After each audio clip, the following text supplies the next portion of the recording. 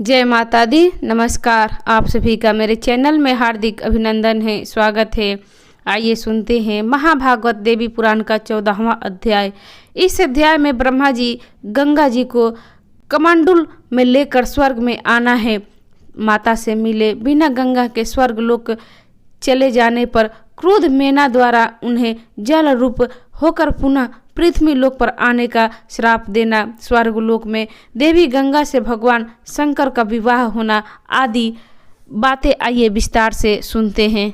श्री महादेव जी बोले, महामुने, तब ब्रह्मा जी गिरिराज की अनुमति गंगा जी को अपने कमंडल में लेकर शीघ्र ही स्वर्ग लोक आ गए।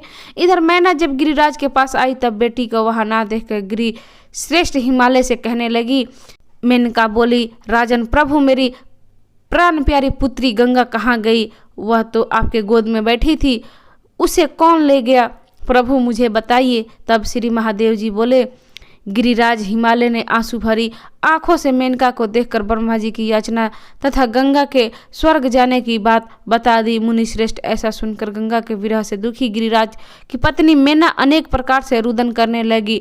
ज्ञानियों में श्रेष्ठ गिरिराज ने मेना को संतावना दी और उन्हें वह सारी बात भी बताई जो गंगा ने स्वप्न में उसे कही थी। अपनी माँ से बिना बताए कोई बात के लिए स्वर्ग चले जाने के कारण गिरिराज पत्नी मेना से अपनी प्राण पुत्री गंगा को कुपित होकर इस प्रकार श्राप दे दिया, मुझ माता से बिना बात किए तुम स्वर्ग चली गई, इसलिए तुम्हें जल रूप में पुनः पृथ्वी लोक में आना होगा। नारद इस प्रकार के हिमवान की पत्नी ने मेना को श्राप देकर भवन में चली गई और गिरिराज हिमवान भी उनके साथ चले गए।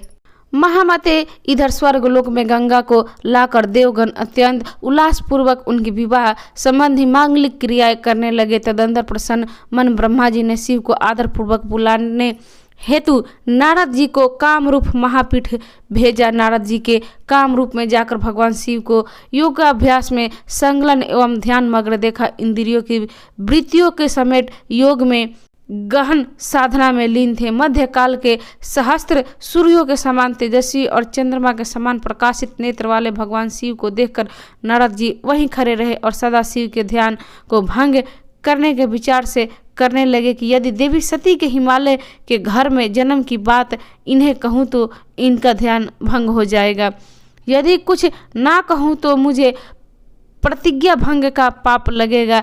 यह भी हो सकता है कि देवी सती के पुनः जन्म की बात सुनकर भगवान शिव परम संतुष्ट होकर मुझ पर प्रसन्न हो जाए। यह सब सोचकर धीरे धीरे नारद जी भगवान शंकर के समीप पहुँचे और योग में लीन सदाशिव से बोले। नारद जी बोले, जगत गुरु महादेव, आपको नमस्कार करता हूँ, आप मुझ पर प्रसन्न हो।